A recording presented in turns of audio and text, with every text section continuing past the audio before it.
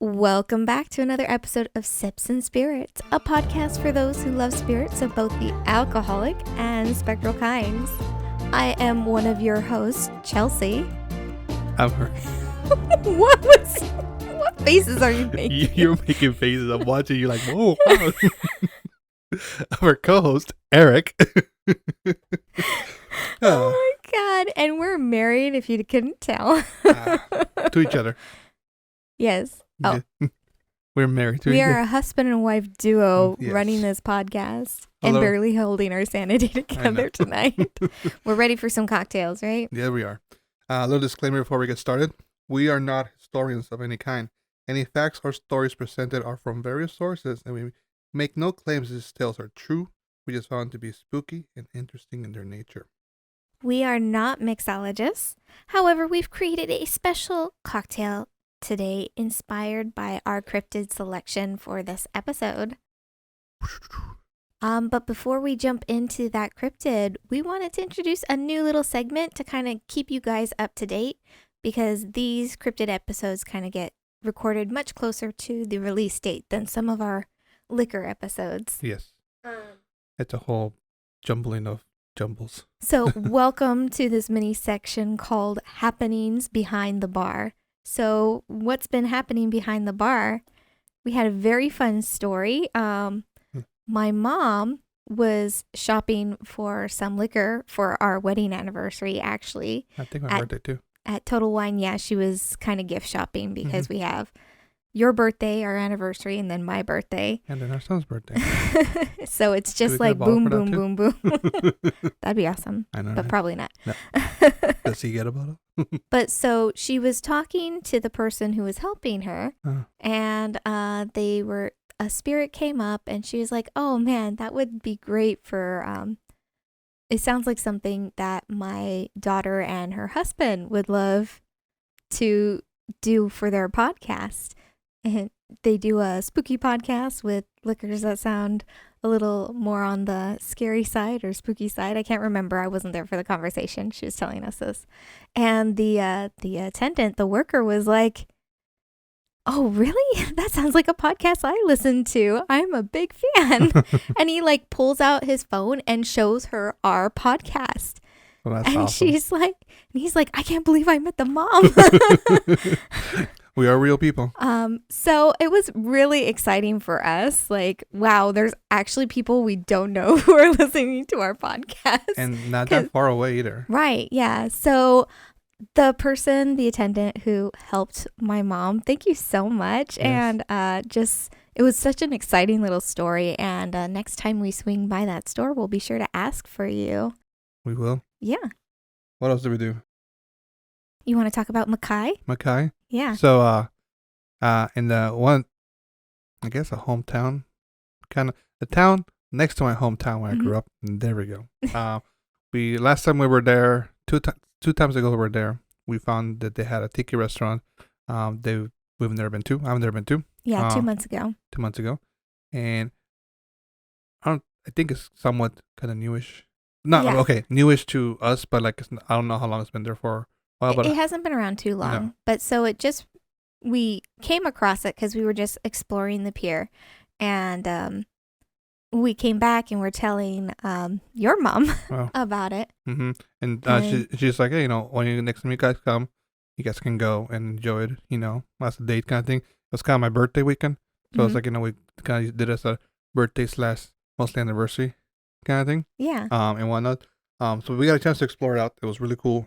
Food was amazing. we loved it. Cocktails were amazing. Yes. So, and we just want to say thank you to our server, our waitress, Natalie, was amazing. She was amazing. She did so great. So, Mackay, I hope you take very good care of Natalie. Yes. And then to follow up on that, we left. So we had our drinks, we had our food, and then we left to see, just explore the pier a little bit more. We're looking Since for we were something kids sweet free. to eat. Yeah, we wanted a dessert. And we ended up coming back to Mackay.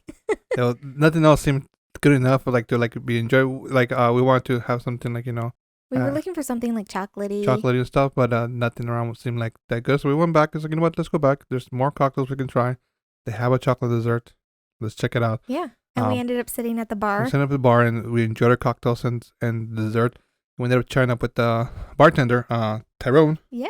And we found out he runs a podcast too. Yeah. And we told him about our podcast, and he seemed very excited about our podcast. So, Tyrone, if you're listening to today's episode, shout out to you. Thank you for taking care of us, and we love those cocktails. And the cocktails were amazing. Good job on all the cocktails. We cannot wait to come back. Yeah, we're definitely going to be back sometime, hopefully soon. Mm-hmm. Shout out to Tyrone's podcast. He runs a betting podcast called Wet the Beak. Mm-hmm. Seems interesting. I haven't had a chance to listen to it yet, but I've heard that name before. Right. And I just don't remember where. But hopefully you guys are enjoying yourself well on that kind of thing. And you guys get to, if you guys like into betting, go check out Tyrone and his buddy for the podcast. Mm-hmm. Kind of thing. And then we had so much an unexpected, it's been kind of crazy, and we just wanted to share it a little bit. Mm-hmm. So if you guys aren't interested in this, you can go ahead and skip ahead. Yeah. We'll mark it out how to skip it through it kind of thing. Yeah. When we were leaving my mom's house, apparently Chelsea left her planner on top of the car or something. Somewhere on the car, not in the car. On the car, not in the car. And it fell off quite at least 2-3 miles away from my mom's house. Mm-hmm. So that's some good grip, I guess. I don't know. And then the amazing Cleopatra and grass-fed granddad found it and reached out to us even before we got home. Like, they immediately contacted us. We didn't know. We didn't check our messages till we got home, but they reached out to us so quickly, and I really, really appreciate that, because this planner is my second brain, and it has all our notes and all our ideas and plans. So if you guys are listening to this episode, thank you so, so much again for taking good care of my planner and then mailing it back to me. Yes. It was really greatly appreciated. You have no idea. Yeah, thank you so much for that. Yeah, and thanks to that adventure, we found out our P.O. box, you can actually send packages to. Yay. So we kind of got to test that out too. So that was really cool. That was very cool. And just thank you again, guys. That was very much appreciated. Very much appreciated. And great to learn that there's some other spooky folks hanging out in Eric's hometown. Yeah. Yeah. I think we got to reach out to each other and hang out. Maybe. I don't know. And Do then something. next.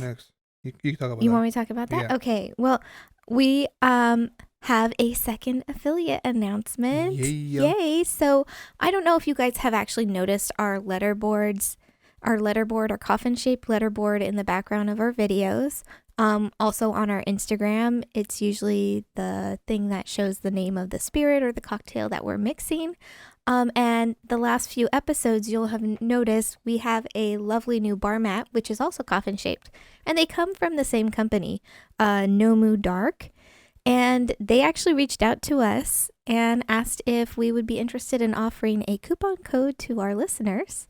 And so we now have on our support page, we have a link to them that you can just click on. It takes you right to their Amazon store with the discount already applied, which is 10% off. Or you can use the coupon code 10 off sips, or 10 off by sips. So 10 OFFBYSIPS. I was like, what do you say instead of 0? What's 0? What is the circle letter called? Letter? So it looks like a donut. But so we're really excited to kind of be able to offer that to you guys because we love this bar mat. It's such a great size. Now they call it a coffee mat and you can use it for that. But it's been a great addition to our set and it allows us to have 4 cocktails on here and still have plenty of space. Probably more shots in there. And it's very nice and fits the mood perfectly. So thank you, Nomu Dark, and we hope that you guys take advantage of that coupon. Yes, you do. Oh, I just popped my ear. Sorry. You're good. No, well, not my audio so off. One last announcement. Coming up summer, end of July. Midsummer Scream should be happening at Long Beach Convention Center. Yeah, we talked about it a little bit during our last live party. Yes. When we were celebrating 10 episodes. 10 episodes. But we did want to bring it up now in case any of you guys are planning to head out to Long Beach in July. As of right now, we are planning to go. Yeah. So you'll see us around there. If you do see us, come say hi. You might be featured in a extra episode. Yeah. And Well, why not? Well, we have some plans to interact with our fans out there. we have some special plans. But even if you don't want to be part of that, we'll have little tiny mini care packages to hand off to you guys with like our card and some stickers. And some little fun things you can share all your friends and be like, hey. Here. Maybe another surprise goodie. I don't know. We haven't worked it out yet, but we are excited about it. We're looking forward to it. It's on the table for sure. It's definitely more of a yes than a no. But we're just kind of waiting to see how certain things play out. Life plays out. Yeah. The state of the world, just life in general, our finances, children. Our babysitter. Yep. But yeah, so we hope to see you guys there. And if you see us, come say hi. Don't be afraid. Hi. I know I'm a big guy. I've been told I'm like a cuddly bear. Yeah, and as we get closer to the event, we'll share more details as we define our plans, because right now we are just in the planning stage, so we can't even tell you how to find us. I typically go as Elvira, but I'm still going back and forth, so no definite plans yet, but we're almost a pretty solid yes. Yeah. We're just waiting on certain things here and maybe there. kids, maybe no kids. Yeah. We'll see. Mm-hmm. Either way, it's fun. Yep. Okay. And that's it for what's happening behind the bar. Behind the bar, besides cleaning. Spring cleaning. Spring cleaning. All right. Are you... Oh, actually, it's my turn, huh? Your turn. I introduced the cryptid. Yes, you do. All right. So our cryptid and cocktail this episode is the Qallupilluit. So we did look it up, how to pronounce it. There's a couple different varying ways you can pronounce it. But the one that I'm referring to is Qallupilluit. Because it can also be written with a K, but we went with what the card writing was. Yes. So with the K, it would be Qallupilluit. Qallupilluit. Mm-hmm. I forget what my story has it as. And unfortunately, we didn't get any guesses. My riddle was just too good. Too good. That nobody could figure out what the cryptid was. So, but we will have another riddle, so you can guess next time. Next one. Yeah. Okay. So with that, are we ready to cheers with our lovely, beautiful cocktail? Oh, do you guys want to see magic? Yeah. So, we have another transformative cocktail this time around. So last time was the chupacabra. This time's the Qallupilluit. And everything's made in the glass for this cocktail. And when you're ready to drink it, you go ahead and mix it, and you get this beautiful purple color. I don't know if we hold it up to the light, but that light's green and distorted. Cheers. Cheers. So we are in love with this cocktail. We're obsessed with it. It's really, really, really good and really easy to make. Minimal ingredients. We're trying to stick with that. And we already have some great ideas for making it a mocktail as well. So, but before that, let's talk about the Qallupilluit cards. Once again, these cards come from Classic Cryptids, decks from Afterlight Comics, published from the UK. And this is the Qallupilluit. Lovely card. Scary creature. Terrifying. Qallupilluits are marine animals from Inuit folklore, frequently depicted as having flaky and rough skin. It is said that they are terrible animals that reek of sulfur and are known to kidnap young children. ooh. Very interesting. Little cryptid, and my story when we get to it, it's going to be very fun. Ooh, I can't wait. But yeah, so yeah, what do our listeners need to get?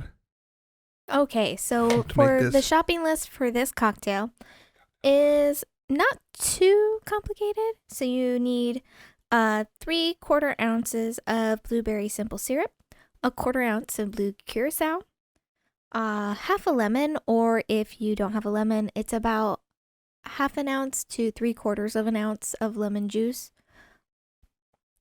and then 1.5 ounces of port Qallupilluit icy straight vodka. Which, do you want to show off the beautiful bottle that we found? Beautiful bottle. We'll go into the details about that in just a moment. If you cannot get your hands on this vodka, though, yeah, you can find any corn-based vodka. And yes, there are different kinds of vodkas made with different. Wheat, potatoes, corn. Mm-hmm. Rain makes corn. Corn makes vodka. Yeah. So definitely highly recommended to use a corn-based vodka if you want to make this. We did try, yeah. I was gonna say I did try. I want to say it's wheat based. I believe Grey Goose is wheat based. Yeah, I think so. Yeah, so I did try with the Grey Goose vodka. It's an enjoyable still cocktail with it. It's just not the same taste. The flavor was different. The flavor was different. And I think the corn makes the vodka a little sweeter, or something. And then they're infusing with the lemon. Yeah, so if you're looking for something that's closer to what this cocktail actually tastes like to us, try to go with a corn-based cocktail, because we did try another corn-based vodka. Corn-based vodka, thank you. Because we did try another corn-based vodka, and it was very close in the flavor to this one. It did much better than the Grey Goose, because the Grey Goose just made it more citrus forward. Yes. Which wasn't bad, but we wanted to really complement the vodka, and with the Grey Goose, it felt like it was more bringing out the lemon than all the other flavors and muting the other flavors. If like I said, we can find this one, another corn-based vodka, Crystal Skull. The corn-based, which we have featured on here before. Yes, we reviewed their agave. We didn't try with that one. We just tried with the regular Crystal Skull. Yeah, we did it with just the regular Crystal Skull vodka. So, maybe you try with a different one, the agave. Let us know how it tastes. But if you know another corn-based vodka to throw out there, let us know. Share it with us. So, what made us choose? Yeah, and the cocktail inspiration for this. You can go ahead. Okay, I'll start with it's for first of all, with the blueberries. Is Alaskan grown? Yeah. Well, so I looked up fruits that grow in Alaska. I guess I should be telling this part. So the list of fruits in this order that came up. I'm gonna pause you for a second. Oh yeah. Why Alaska? Why Alaska? Because the Qallupilluit, the Inuit people are Alaskan natives. Are the indigenous peoples of Alaska. So we tried to go with the Alaska theme because when we were reading the card about the Qallupilluit, we knew we wanted to make it like an ice inspired drink, because the whole idea of the Qallupilluit is kind of to warn children to stay away from the ice. Yep. So we knew we wanted those blues and like ice colors and like, I guess, flavors. And so we really tried to find what is Alaskan, which is why we decided on this vodka, because it does come straight from Alaska. It's distilled in Alaska. And so we went with blueberries for the flavoring because it was one of the first fruits that is listed. So you have blueberries, raspberries, and then cranberries are like the top 3 fruits that are grown in Alaska. Or like thick skin berries too. Right, which actually do fare much better in colder weather. So makes a lot of sense. I know I mentioned to you off air, but I remember when I was in high school, I was reading an article back when splicing was starting to become like a thing, of like people trying to splice strawberries with I forgot what, so they can be grown in Alaska, in the cold, harsh weather of Alaska, kind of thing. I always thought that was interesting. It is interesting. Kind of thing. And then we went with the blue curacao to give it kind of like the ocean look. If you look at the side profile of this bad boy, right there, you have like, don't let go of the glass. You have like a dark bottom. You have a little bit blue there, and then it gets clearer and clearer, kind of like moving up, kind of thing. Yeah, it transitions from the dark purple of the blueberry into the blue, and then the clearness of, and so we wanted to imitate that, almost like when you're going down and looking at a glacier. Yeah. In a way where it's like you have the ice and the light clear water, and then it gets darker as you go deeper. Kind of imitating that, like that fear of the unknown, what's lurking beneath the water and could suck you under. And then the reason why we have this vodka is because we were looking for spirits of Alaska, and I found this was one of them. They're Alaskan made, and Haines, Alaska is where they're made, kind of thing. And so I found them. I found a distributor who can send it to us, and I got it, and it's actually really good vodka. It's delightful, and it wasn't a bad price either. No, it wasn't a bad price. And they actually have, their labels are so unique. I love the branding on Yes. their bottles. Yeah. And everything is named off of like I think it's different places in Alaska, seafaring places specifically. Like ports and bays and such. Mm-hmm. So that was really cool. It And I'd was. love to dive more into more of their spirits. But yeah. We did try to find we were like we want to pay Homage. the right respect and homage to the Inuit people, but we weren't having much luck other than like finding articles about drinking problems for the Inuit people, and we were like, maybe we shouldn't. We want to try and be respectful, Yeah. and that didn't seem like the right way to do it. So instead, we went more focusing on Alaska, the region, Yeah. and what we could find out about it, and drew from that. Mm-hmm. So, and we used this giant ice cube just to kind of play into that effect of the ice and that warning to stay away. Really neat thing. When we were making these cocktails earlier today, Mm-hmm. or before we started, not earlier today, but a lot of besides the vodka, everything else was room temperature. So some of the ice cubes started cracking when you were pouring the stuff into it. Yeah, that was really and, cool. And that was kind of a really cool effect. I was like, ooh, kind of thing. It made that like kind of, that like creepy horror movie glass cracking noise, and it kind of like sent shivers up my spine, like, oh, this is going to be a good episode. Kind of thing, yeah. Kind of thing.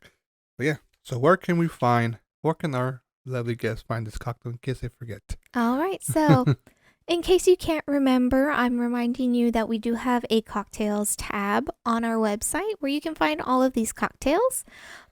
This should be the most recent one posted on the cocktails tab. So you just go to sipsandspirits.com, click on the cocktails tab, and you'll see the Qallupilluit. All our cocktails are named after the cryptid for these cryptid episodes, so they should be very easy to locate. And it'll have all the information on what you need to make the cocktail, as well as information for making a mocktail version if you're interested, or you can't really do the alcoholic spirits. Kind of thing. Yeah. As you see, guys, we prepared 2 of them for this episode because it's really good. Yeah, this Already goes down pounded mine. so easy. Sound like water. And I totally forgot, we did garnish with some blueberries. Because actually, as you're eating the blueberries, it adds a new flavor to the cocktail. And it's delightful. It's almost like having olives with your martini or onions. It adds a new layer to the cocktail, which is so good. Onions and martinis. Huh? Yes, you can. Still onions. They're actually really yummy. But yeah, so just head on over to our cocktails tab and you'll find the cocktail. And all of the things you need, the steps and ingredients, as well as the tools. So you ready to do our cryptid story? Now that we've filled your glasses with spirits, it's now time to fill your ears. And let's get started with little Qallupilluit. Whichever one you're comfortable with saying. I apparently wrote it twice, 2 different ways. There are warning signs that a Qallupilluit is near. A knock or a shadow under the ice. A strange humming coming from the ocean. The smell of rotten eggs. But even without those warnings, children should stay away from the ocean, especially if they're alone, and especially if they are small. That's because if you're small, or if you're alone, you become easy prey for the Qallupilluit. The Qallupilluit are expert snatchers of children. They wait for the potential victims to get closer to the water. Closer, closer, closer. And leap and snatch. The Qallupilluit snatches her newest victim into her amati and dives under the ice, deep into the water, never to return. The Qallupilluit are especially active when the ice breaks in the spring, and of course, when the children go to the beach by themselves. A Qallupilluit appearance is just as terrifying as her behavior. She looks human, but with scales. She has green skin, long hair, and a long claw-like fingernails.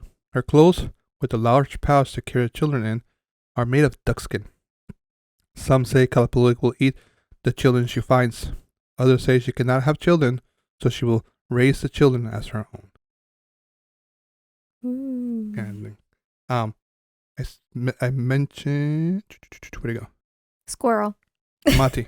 There we go. Yeah, what is the amati? It's like a native cloak, and like an indigenous cloak that the people wear kind of thing. It's kind of like really brown and keeps you warm. Keeps you warm in the water. Okay. Well, and it's made of duck skin, right? Yeah. What was I saying? Squirrel, duck skin. I was like, oh man, this would be so good with duck.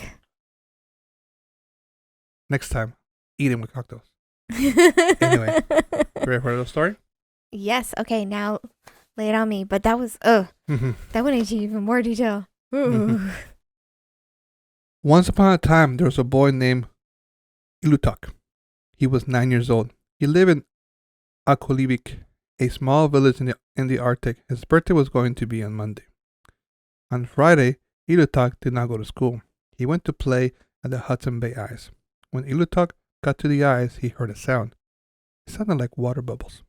Bloop, boop, bloop, boop. Ilutak's teacher had taught him about the Qallupilluit. There we go. So he got scared. Qallupilluit are evil monsters that live under the ice and steal children. He tried to run away, but it was too late.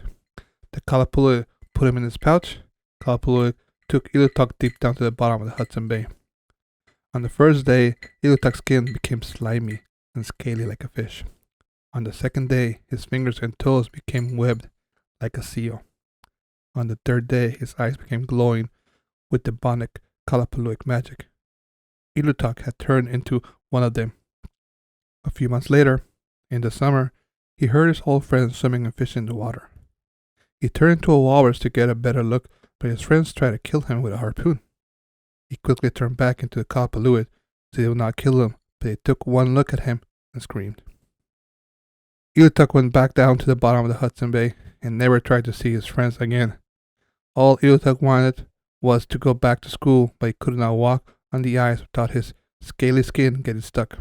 Even if he turned into a polar bear and walked there, he will either be hunted by his friends and family or they will be too scared of him. Ilutak lived under the ice for 50 years. Then one day, he heard a boy playing on the ice. Ilutak was so lonely and full of hatred, he wanted a friend. So he went to the ice and grabbed the boy, dragged him to the bottom of the ocean to become the Qallupilluit. The end. Ooh. Well, I'm getting major, what's that Tooth Fairy movie? Like In the Dark? Darkness Falls or something? No, not that one. That is a Tooth Fairy movie too, but no. It's like, so the dad's renovating a house and he has a girlfriend and he's his daughter. And the girlfriend is like amazing, like actually cares more for his daughter than he does, because he's like a total like absorbed and cares more about restoring this old creepy house. And there's these little mini Tooth Fairy creatures. I was just talking about it with my sister too. We'll add it to the note, guys. We'll tag this something. But so I know what you're talking about though. Yeah, I'm not gonna spoil the movie, but it makes me think of that. How it ends. But my question is, so the Qallupilluit that took him, was she brought him to her lair and then left him alone?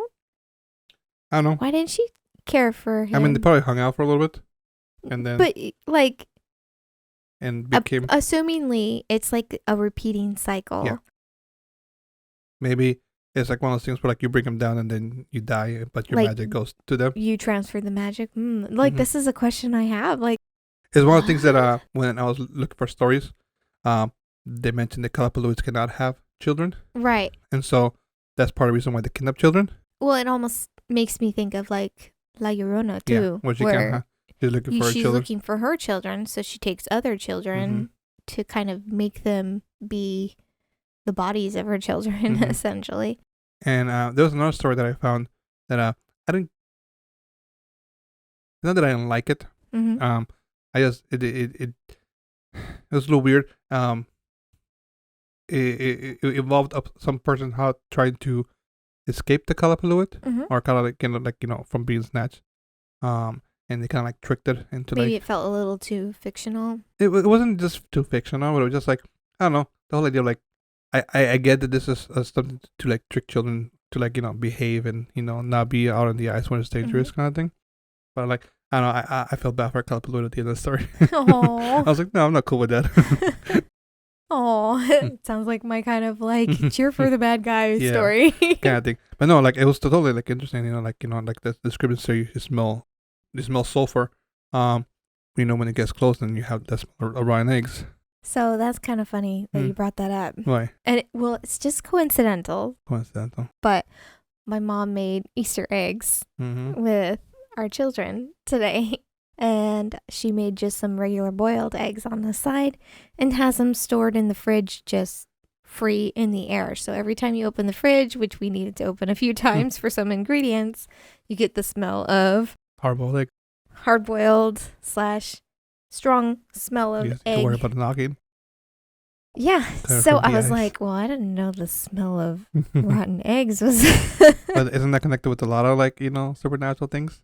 Well, I mean, like the idea of sulfur, which people relate to rotten eggs, but I feel like it's probably a different smell. And that's just like the close-in. I feel like I have. I think it's more like closer to like the smell of like what they were doing with the tar on the roof. No. No? No. Would you say it's more like rotten egg? It's like the smell like it's like a very potent rotten egg. Oh, I guess I haven't. I mean, maybe I haven't. I just didn't realize. Mm-hmm. Because like the smell, like I think about La Brea, that kind of had that to it. Sulfurish kind of thing. It was a little lighter kind of stuff because it's all open air painting. But like, I don't know. It was really potent to me, but yeah, Mom knows. Yeah. But no, that was definitely like the story and then the whole like becoming the Qallupilluit and then like and and it happens to like other cryptid stories, where you become that cryptid or you become that monster when you become a vampire or a werewolf, and it's like you want to go back to your old life, but you can't, right? Because of whatever XY reason. And so you're just looking for companionship, and I feel like that's what like a lot of vampires are looking for. Like werewolves, not so much. Well, it's more they have like their pack. Well, okay, when you have werewolves who are more aware when they're in their werewolf form, but I'm thinking like the standard like Long Chaney Jr. werewolf where you turn into this bestial humanoid creature, but you don't really have control over your senses. You essentially black out while the beast takes over. And there was a point I was going with that, but I totally forgot. But so like like vampires kind of do that because they're looking for a companion. They don't essentially do it consensually, which isn't really great. But sometimes they go like big. Some of them do. I'm not going to deny that. But just like those people who want to marry a serial killer. A lot of the ones who do the consensual, it's because they got turned unconsensually, right?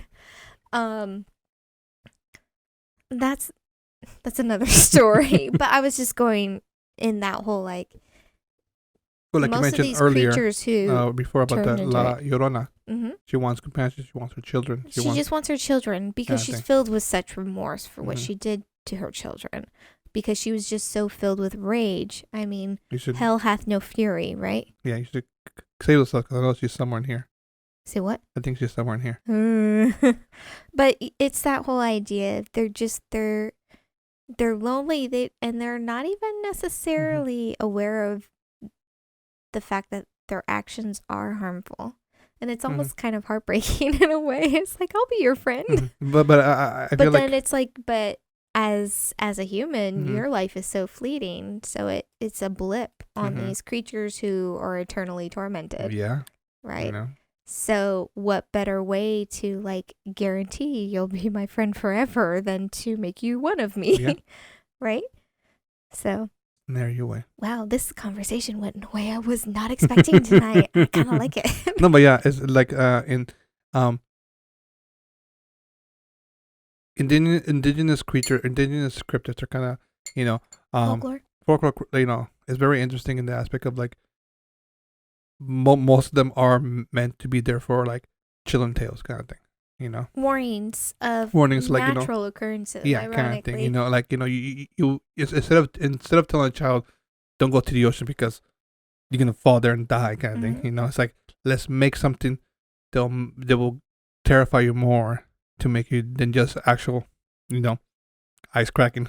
Well, yeah, and like the ice cracking and the water bubbling, those are such natural Yeah, like occurrences. you have underwater volcanoes that start bubbling, they Well, create the and ice cracking. just naturally shifts and Well, because I was thinking of the breaks smell of apart. sulfur. Uh-huh. Like what is Like, that? I'm wondering, well, that could be like Like a hot springs or something, Yeah. and that's causing the breakage, which could also be dangerous Mhm. going towards those hot like geysers. And I Mhm. feel like that actually isn't that uncommon in cold places.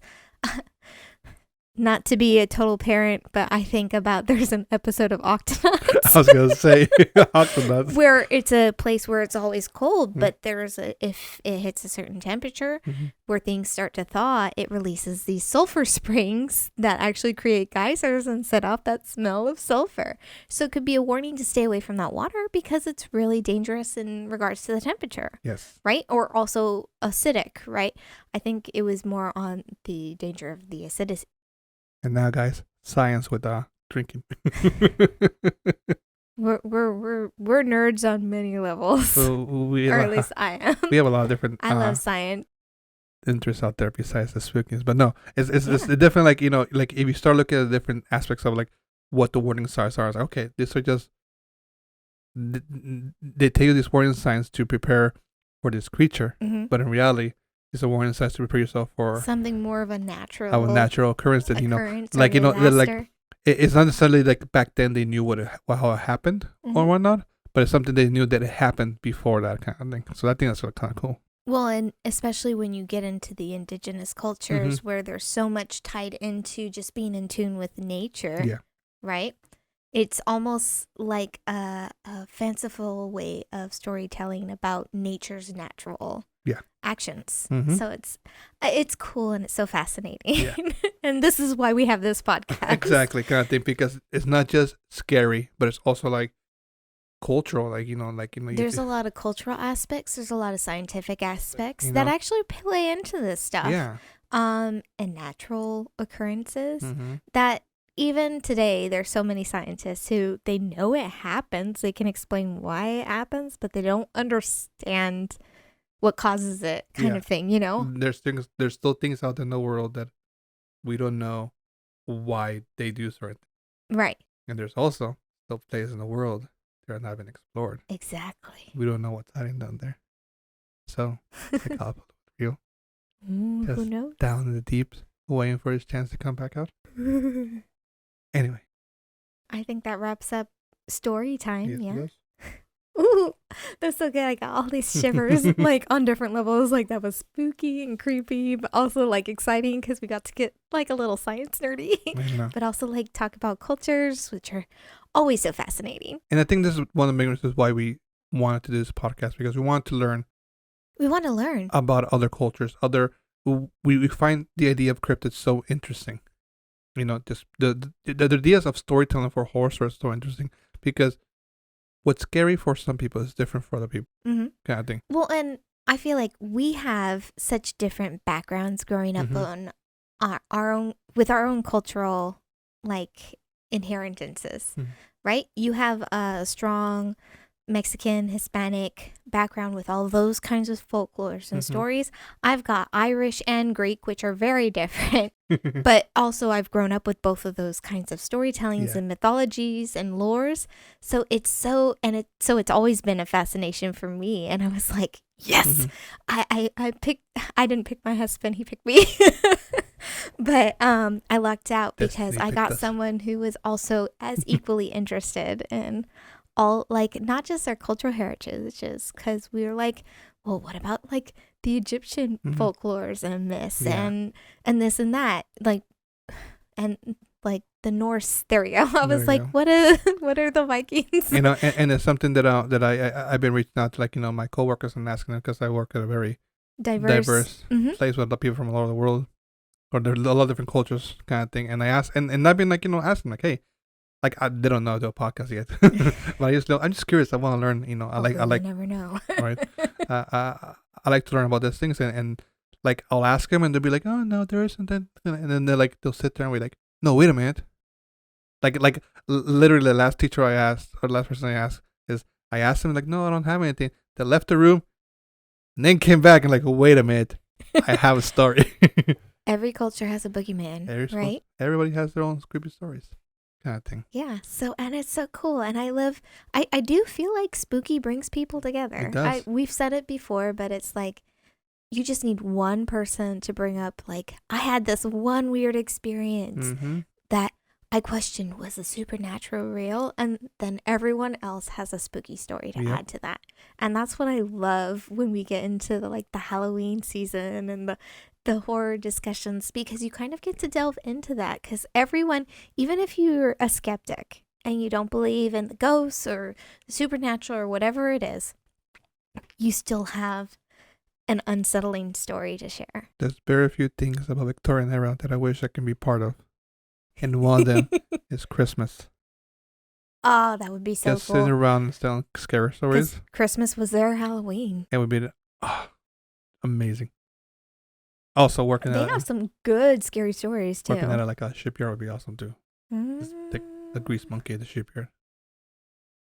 Anyway, read Moby Dick, then we'll come back and talk about that. Okay? Not being the ship itself, you work at the shipyard. Well, it doesn't all take place on the ship. There's a lot of the dock too. Anyway. All right. I still don't have a Dr. Seuss hat. Nope. wait. Ladies and gentlemen, creepy Dr. Seuss. All right. Hello, everybody. I'm too sweet sounding to be a creepy Dr. Seuss. Or maybe that's what's most unsettling. I don't know. I don't know. I feel like everything looks really weird right now. So funny. Okay, well, the hat's only staying on for creepy Dr. Seuss, okay? Yeah. I gotta get my money out of this hat. Your money. Your money. I have to get your money out of this hat. But honey, my money's our money. Okay, because this hat's not technically sitting on my head. I can feel it wagging. It's like a sorting hat. You know how it goes down? No. And it goes... This is way more beautiful than a sorting hat, so you take it back. I do. I'm not a Harry Potter fan. Okay, so you ready? I almost said what the cryptid was. No, me too. Right. Don't ruin it. Okay. This cryptid is a shifty one of Wampanoag lore. Best leave him all alone, or fear him at your door. He may appear to you a porcupine, so better stay away. Listener, stay away.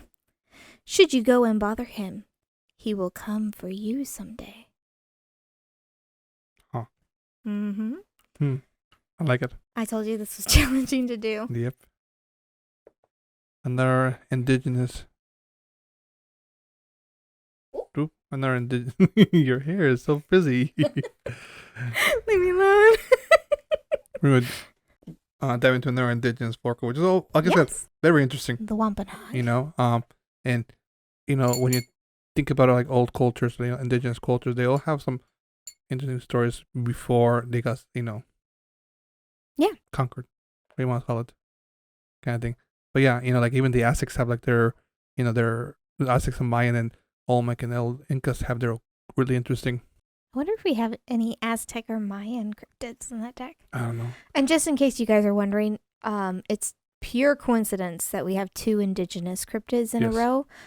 As if you are not here on the odd-numbered episodes, we randomly shuffle the deck. I do shuffle live. We shuffle the deck right there on the video. You can see it if you're watching on YouTube.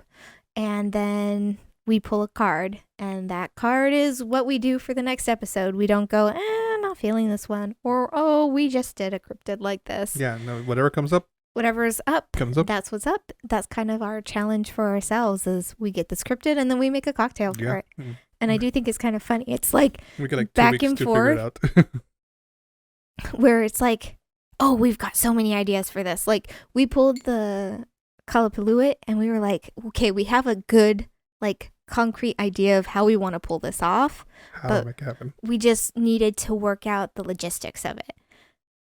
Yeah. No, like Beast of Bray Road, we were like, how do we make this into a cocktail?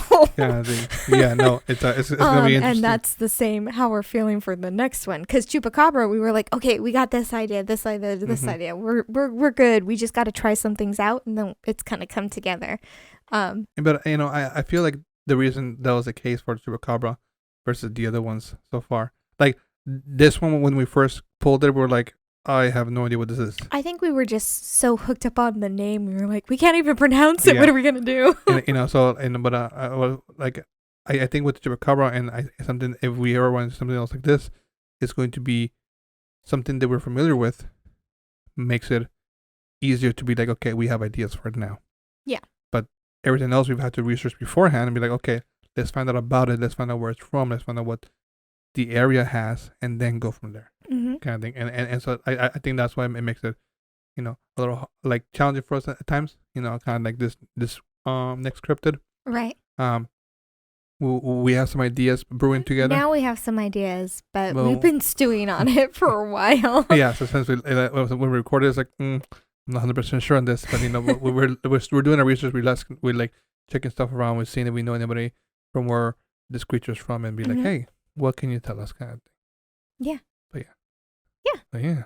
Every episode's an adventure. Every cocktail's an adventure. Yes. Every cocktail, every spirit. So, Are you ready for last call? No, I forgot to say. So, if with the cryptid, should I read the riddle just one more time and then give the information, or no, just move on? Go one more time. It's a cool riddle. All right. So, this cryptid is a shifty one of Wampanoag lore. Best to leave him all alone or fear him at your door.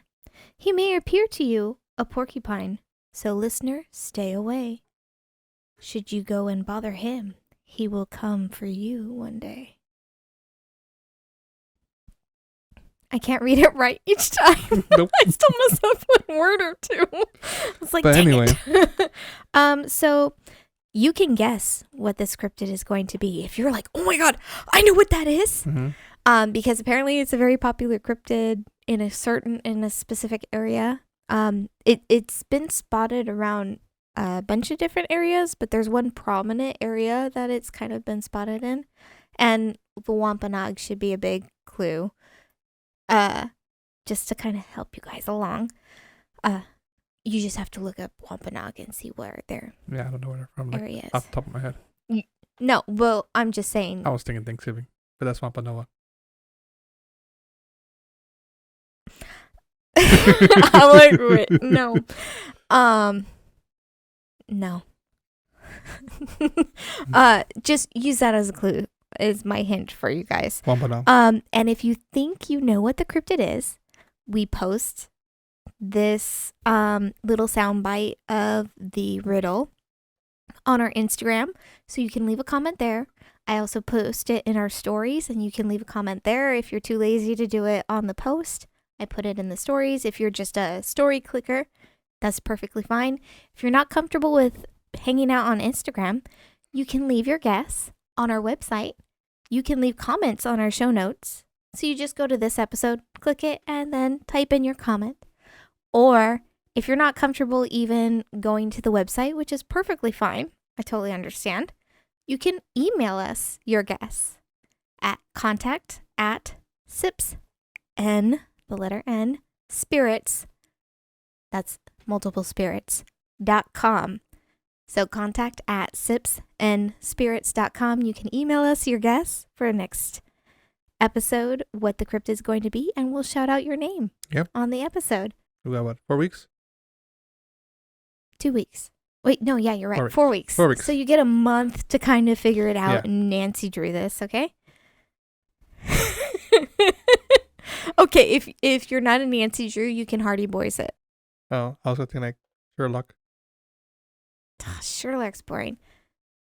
This is Nancy Drew or Hardy Boys, okay? The Hardy Boys were a gang. I don't know. What world do you live in? Not literally one, apparently. I don't read. I'm illiterate, guys, just so you guys know. Okay, well, I grew up on Nancy Drew. To be honest, I've never read a Hardy Boys, but they were essentially like the boy version of Nancy Drew. I always wanted the car Nancy Drew had. I don't know what. Don't worry about it. I'm deviating. So at that point, now that I've said where you can leave your guess and that you can guess what our crypt is going to be, shall we do our last call? Last call indeed. Yes. Thanks for sipping along with us. We want to keep those spirits flowing.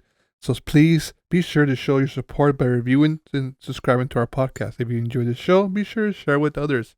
If you see us in the wild, come say Come hi. say hi. I bite, she doesn't. What? I bite, she doesn't. Uh, I don't bite, I'm just kidding. but I do. Only him though. Ouch. She does in public too. But no, yeah, comes if you see us in public, if we run into your store and you come say hi and see us, come say hi. You know, give us some suggestions we should do. We're fairly obvious, so if you don't hang out on our Instagram, Yes. he's tall and dark and handsome. Oh, thank you. Bearded amazingness. Usually wears a hilariously punny shirt about weightlifting. Thank you, Flexomics. And other places too. Other places, mostly Flexomics. And I am almost 2 feet shorter than him. No, You're a foot. A foot. I can't do math in my head while I'm drinking. Don't expect me to do math. Tall is like almost 6 feet. Okay, he's almost 6 feet. I don't hit 5. No. And I'm very fair-skinned. Mm-hmm. And usually have some sort of spiderweb or cobweb thing on me. Going on. So. And then we have 2 little. And usually, we very, very rarely is it us going out without our 2 young children. Now we're 2 next children. Yes. Yeah, I think. But yeah, come say hi. Yeah. You know, tell us about which episodes you like the most and whatnot, and what cocktails you've tried. Yeah. Kind of thing. Or if you have any suggestions for us to try. Yeah. We're always welcome to try new things. You okay there? Oh my goodness, what was that noise? Oh, now it's my turn. Are you done? Let's trade you so you can enjoy yours more. Oh, did you see me freak out that I almost drank? I did. So here you go. So you guys want to see all this crazy hilariousness? You can watch our episodes on YouTube. You can see. Or if you're just enjoying listening to the banter, we are on every podcast platform except for Pandora, who is working with us on finding out what's going on, why we had to wait over a year to figure out what's going on, why they haven't looked at our podcast, because it's only supposed to be a 2 to 5 week wait. So they're working on it. Don't worry. Yeah. But we're available everywhere else. So Apple Podcasts, Spotify. I was like, what's the other places? Spotify. There's bunch. So if it's not Pandora Podcasts, you can find us everywhere. Also, we found out today, if you ask Siri. Oh yeah, you can ask Siri and you can ask Alexa because she plays. I believe she plays the Spotify. Yes. So you asked them to play Sips and Spirits. We come up. We pop out. We did it today. We experimented. So yeah. We should try with Alexa. Yeah, we should ask Mom. She has an Alexa. Yeah, and do that kind of thing. But anyway. So yeah, so you can listen to our podcast on any of these platforms, wherever you're listening, and you're like, hey, I like that platform better. Mm-hmm. I want to watch you guys because you sound like totally crazy and wild. When we're interacting, I mean, just like seeing what crazy hand gestures or faces we're making, you'll be able to see them on the video. Otherwise, head to whatever your favorite platform is and come find us. There we go. As long as it's not Pandora yet. You like it, Pandora? Yeah, we love you, Pandora. Actually, you're one of our preferred music things. It's not anything personal. We get it. It's been crazy. Everybody started a podcast during the pandemic. Yes, it did. Otherwise, you can find us on Instagram, Twitter, Facebook. I already said YouTube. I was going to say it again. TikTok. I need to update this. Find us places. And if you don't do social media at all, we do have a website where you can find all our show notes, our cocktail recipes, and our affiliate links so you can get those fun coupon discounts. For our pins that we've featured, for our letterboard and bar mat that we've featured, and we hope to keep expanding that. We have some exciting news for later. Our website is sips, N as in the letter, spirits.com. But also, if you type in sips and spirits, it will also pull up our website. So you don't have to worry about being very precise. You just can't do the ampersand sign, which is what our logo kind of includes. Mm-hmm. So we went with N because we felt like that was more universal. Mm-hmm. Branding is funny. Yes, it is. So that's where you can find us. Yep. Yeah, and that's it for me. That's it for you. Okay. We hope to catch her on the bar next time. Cheers.